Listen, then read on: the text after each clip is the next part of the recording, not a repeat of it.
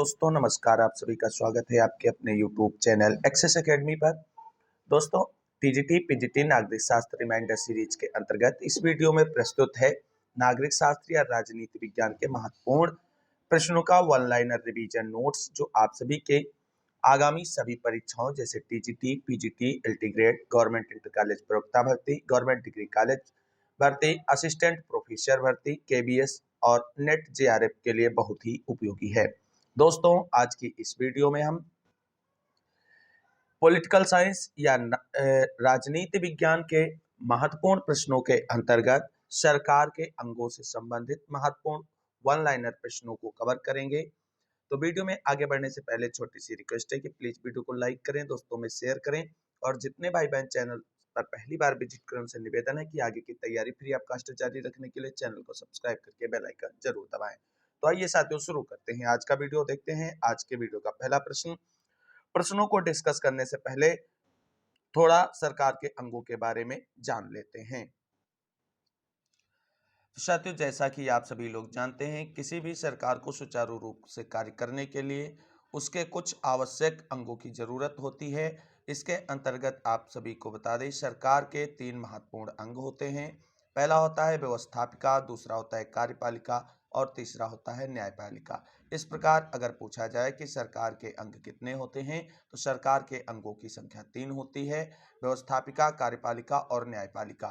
व्यवस्थापिका का कार्य होता है कानूनों का निर्माण करना, वहीं कार्यपालिका का कार्य होता है व्यवस्थापिका के द्वारा निर्मित कानूनों को लागू करना। वहीं न्यायपालिका का कार्य होता है व्यवस्थापिका के द्वारा बनाए गए नियम और कार्यपालिका के द्वारा लागू किए गए नियमों पर आधारित न्याय करना। तो ये संक्षेप में समझ लेते हैं। अब जान लेते हैं थोड़ा थोड़ा इन सरकार के महत्वपूर्ण अंगों के बारे में। तो सबसे पहले बात कर लेते हैं सरकार के पहले अंग व्यवस्थापिका के बारे में। तो व्यवस्थापिका का कार्य सरकार के अंतर्गत व्यवस्था बनाना, कानून बनाना, अलग अलग प्रकार की योजनाओं के बारे में विचार करना, इसके अलावा किस तरह से सरकार को चलाना है या फिर किस तरह से कानून व्यवस्था को चलाना है, इसकी योजना बनाना तथा इसका पूरा कार्य जो है वो व्यवस्थापिका के हाथों में ही होता है। अब बात करते हैं सरकार के दूसरे अंग कार्यपालिका से जुड़े हुए महत्वपूर्ण पॉइंट के बारे में। तो कार्यपालिका का कार्य होता है व्यवस्थापिका के द्वारा बनाए गए कानूनों को लागू करने का कार्य कार्यपालिका का ही होता है। व्यवस्थापिका जो भी कानून बनाती है या फिर जो भी नियम अधिनियम बनाती है, उसको लागू करने तथा उसको सुचारू रूप से चलाने का कार्य कार्यपालिका के द्वारा ही किया जाता है। अब बात कर लेते हैं सरकार के सबसे महत्वपूर्ण अंग के बारे में, जो है न्यायपालिका। सरकार के तीसरे अंग के रूप में न्यायपालिका आता है। न्यायपालिका का कार्य है व्यवस्थापिका द्वारा बनाए गए कानून तथा कार्यपालिका के द्वारा लागू किए गए कानूनों की व्याख्या करना होता है। न्यायपालिका के द्वारा अलग अलग कानूनों की व्याख्या की जाती है कि सरकार के द्वारा बनाए जा रहे कानून सही हैं या फिर गलत हैं। यदि न्यायपालिका को उसके अंतर्गत कुछ गलत लगता है तो वो उसके खिलाफ एक सीरियस एक्शन भी ले सकता है। तो कुल मिलाकर के सरकार के तीनों अंगों के अंतर्गत ये संक्षेप में पॉइंट्स को जान लिया है। अब सरकार के तीनों अंगों से जुड़े हुए महत्वपूर्ण वन लाइनर प्रश्नों को देख लेते हैं। सबसे पहले व्यवस्थापिका से जुड़े हुए वन लाइनर प्रश्नों को देखते हैं। तो किसने कहा है कि व्यवस्थापिका जनता की शिकायतों की समिति का कार्य करती है? तो ये कथन जे.एस. मिल महोदय का है। अगला प्रश्न है, भारत में विधायिका किस देश के नमूने पर निर्मित हुई है? तो भारत की विधायिका ब्रिटेन के आधार पर निर्मित हुई है। अगला प्रश्न है, भारत, चीन, पुर्तगाल तथा टर्की में से द्विसदनात्मक व्यवस्था वाला देश कौन सा है?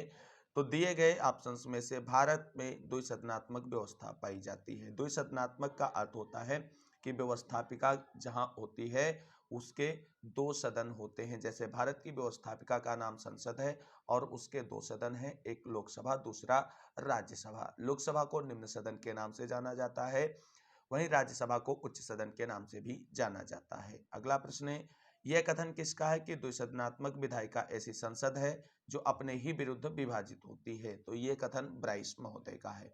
अगला प्रश्न है, सामूहिक उत्तरदायित्व की विशेषता किस शासन पद्धति में पाई जाती है? सामूहिक उत्तरदायित्व की विशेषता संसदीय शासन पद्धति में पाई जाती है। कानून का सर्वमान्य स्रोत क्या है? तो कानून का सर्वमान्य स्रोत विधानमंडल है। अगला प्रश्न है, आधुनिक समय में अनेक कारणों में व्यवस्थापिका की तुलना में कार्यपालिका को अधिक महत्व प्राप्त हुआ है। इसके निम्नलिखित कारण हैं। निम्नलिखित कारणों के अंतर्गत प्रदत्त विधान की अवधारणा, शासन के क्षेत्र में विशिष्ट ज्ञान की अवधारणा तथा प्रशासन की बढ़ती जटिलताएं हैं। भारत को एक गणतंत्रात्मक राज्य क्यों कहा जाता है? तो भारत एक गणतंत्रात्मक राज्य है क्योंकि उसमें राजाध्यक्ष निर्वाचित किया जाता है। अगला प्रश्न है, संसदीय सरकार का सबसे महत्वपूर्ण लक्षण क्या है? तो संसदीय सरकार का सबसे महत्वपूर्ण लक्षण है कार्यपालिका का विधायिका के प्रति सामूहिक उत्तरदायित्व। अगला प्रश्न है, कथन और कारण से जुड़ा हुआ है। कथन है, 20वीं सदी में विधायिकाओं के पतन के रूप में संसदीय शक्ति में प्रभावी कमी देखी गई है। कारण है, अधिकांश विधायिकाएं बातों की दुकान में बदल गई हैं जो रबर स्टैंप की तरह काम करती हैं। तो उत्तर है, दोनों कथन सही हैं, यानी ए तथा आर दोनों सही हैं तथा आर ए की सही व्याख्या भी प्रस्तुत करता है। किस देश की संसद को संसदों की जननी कहा जाता है? तो ब्रिटेन की संसद को संसदों की जननी कहा जाता है। अब देखते हैं कार्यपालिका से जुड़े हुए महत्वपूर्ण प्रश्नों को। कार्यपालिका के नामधारी अध्यक्ष का सर्वोत्तम उदाहरण कौन सा है? तो कार्यपालिका के नामधारी अध्यक्ष का सर्वोत्तम उदाहरण इंग्लैंड है। नेपाल, स्विट्जरलैंड, जर्मनी तथा इंग्लैंड में से किस देश में बहुल कार्यपालिका है? तो स्विट्जरलैंड में बहुल कार्यपालिका पाई जाती है। अगला प्रश्न है, राज्य की विधायी एवं कार्यपालिक शक्तियों को नियंत्रित करने हेतु मॉन्टेस्क्यू ने किस सिद्धांत का प्रतिपादन किया था? तो मॉन्टेस्क्यू ने नियंत्रण एवं संतुलन के सिद्धांत का प्रतिपादन किया था। अगला प्रश्न है, यूरोपीय परिषद, यूरोपीय आयोग, परिषद तथा यूरोपीय संसद में से यूरोपीय संघ की कार्यकारी नौकरशाही भुजा है। तो यूरोपीय संघ की कार्यकारी नौकरशाही भुजा यूरोपीय आयोग को माना जाता है। अगला प्रश्न है, आधुनिक समय में कार्यपालिका के शक्तिशाली होने और व्यवस्थापिका के पतन में किसका योगदान रहा है? तो कार्यपालिका के शक्तिशाली होने और व्यवस्थापिका के पतन में योगदान देने वाले प्रमुख कारण हैं प्रदत्त व्यवस्थापन, कार्यपालिका का करिश्मावादी नेतृत्व, दलीय व्यवस्था का उद्भव, विशिष्टीकरण के कारण विधायन की जटिल प्रकृति को बढ़ाना। अगला प्रश्न है, शक्तियों के पृथक्करण के सिद्धांत का प्रतिपादक कौन है? तो शक्तियों के पृथक्करण के सिद्धांत का प्रतिपादन मॉन्टेस्क्यू ने किया है। अब आप सभी लोगों के लिए एक प्रश्न है कि मॉन्टेस्क्यू ने शक्ति के पृथक्करण सिद्धांत का प्रतिपादन अपनी किस पुस्तक में किया है? आप सभी लोग इस प्रश्न का आंसर कमेंट करके जरूर बताएं। अगला प्रश्न है, संसदीय शासन में कार्यपालिका किसके प्रति उत्तरदायी होती है? तो संसदीय शासन में कार्यपालिका संसद के निचले सदन के प्रति उत्तरदायी होती है। अगला प्रश्न है, कार्यपालिका का प्रमुख कार्य क्या है? तो कार्यपालिका का प्रमुख कार्य है प्रशासन चलाना। अगला प्रश्न है, संसदीय सरकार में कार्यपालिका की वास्तविक शक्तियां किसमें निहित होती हैं? तो संसदीय सरकार में कार्यपालिका की वास्तविक शक्तियां मंत्रिपरिषद में निहित होती हैं। अगला प्रश्न है, राष्ट्रपति, उपराष्ट्रपति, साम्राज्ञी तथा प्रधानमंत्री में से कौन सा पद केवल संसदात्मक शासन प्रणाली में ही पाया जाता है? तो प्रधानमंत्री का पद केवल संसदात्मक शासन प्रणाली में पाया जाता है। संसदात्मक शासन प्रणाली में वैधानिक संप्रभु कौन होता है? तो संसदात्मक शासन प्रणाली में वैधानिक संप्रभु संसद होता है। अगला प्रश्न है, शून्य आधार अर्थात जीरो वेस्ट बजट की प्रक्रिया को कब से लोकप्रियता प्राप्त हुई है? तो शून्य आधार अर्थात जीरो वेस्ट बजट की प्रक्रिया को जिमी कार्टर द्वारा जॉर्जिया के बजट द्वारा लोकप्रियता प्राप्त हुई है। अगला प्रश्न है, लोक प्रशासन पर संसदीय नियंत्रण के लिए कौन सा तरीका उपयुक्त नहीं है? तो सदन के बहिर्गमन का तरीका उपयुक्त नहीं है। लोक प्रशासन पर संसदीय नियंत्रण के तरीके कौन कौन से हैं? तो लोक प्रशासन पर संसदीय नियंत्रण के प्रमुख तरीके निम्नलिखित हैं। प्रश्न है, वाद विवाद तथा बहस, स्थगन प्रस्ताव, अविश्वास प्रस्ताव।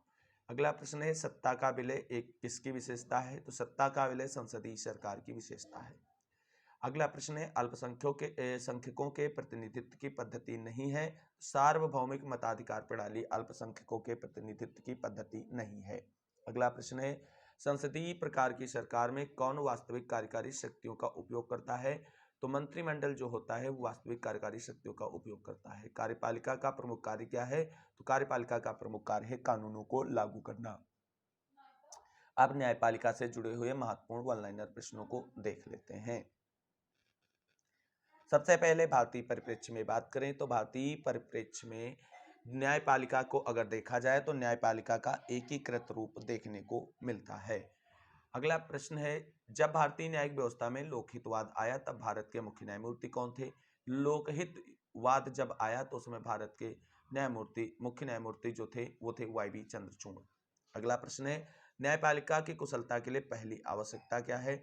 न्यायपालिका की कुशलता के लिए पहली आवश्यकता स्वतंत्र न्यायपालिका है। अगला प्रश्न है, भारतीय न्याय प्रणाली आधारित है? तो भारतीय न्याय प्रणाली अमेरिका की प्रणाली पर आधारित है। अगला प्रश्न है, न्याय पंचायत कार्य करती है? तो न्याय पंचायत कुछ राज्यों और कुछ संघ राज्य क्षेत्रों में ही कार्य करती है। भारत में न्यायपालिका है तो भारत की न्यायपालिका स्वतंत्र न्यायपालिका है। संघीय व्यवस्था में किस संस्था को संविधान का संतुलन चक्र माना जाता है?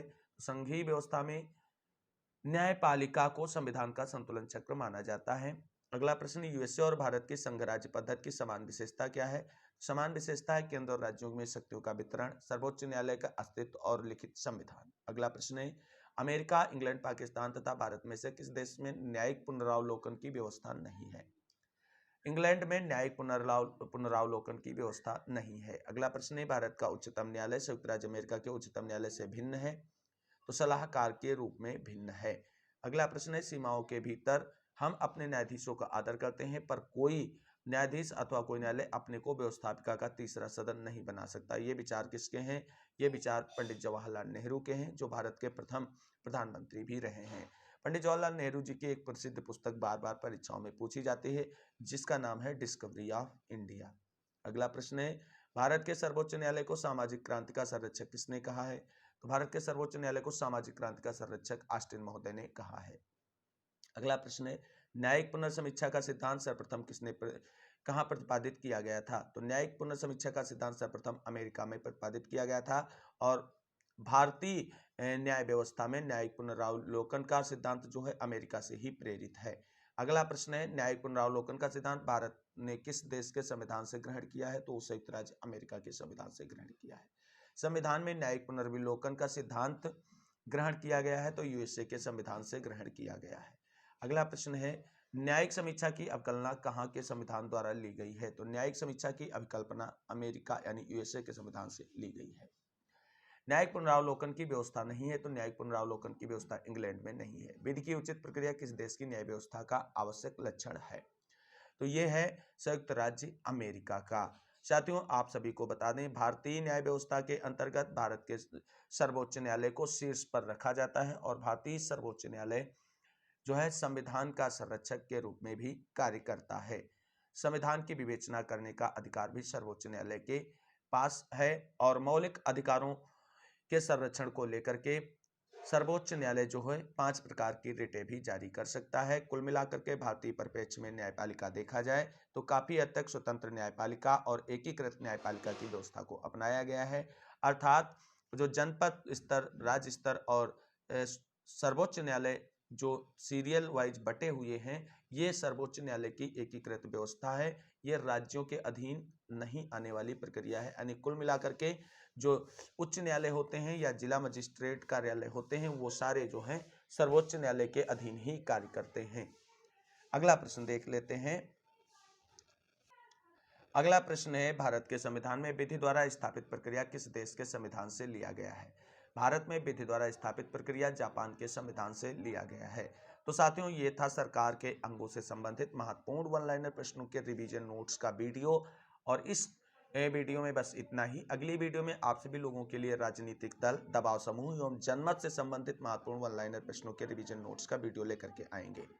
आज का वीडियो आप सभी को कैसा लगा है कमेंट करके जरूर बताएं। वीडियो अच्छी लगी हो तो लाइक करें, दोस्तों में शेयर करें और चैनल को सब्सक्राइब कर लें फ्री ऑफ कास्ट तैयारी के लिए। मिलते हैं अगली वीडियो में और इस वीडियो को अंत तक देखने के लिए सभी साथियों को तहे दिल से शुक्रिया, बहुत बहुत धन्यवाद। तब तक के लिए सभी साथियों को जय हिंद, जय भारत, वंदे मातरम। अगले वीडियो का इंतजार करने के लिए सब्सक्राइब करने के बाद बेल आइकन ऑल प्रेस जरूर कर लीजिए।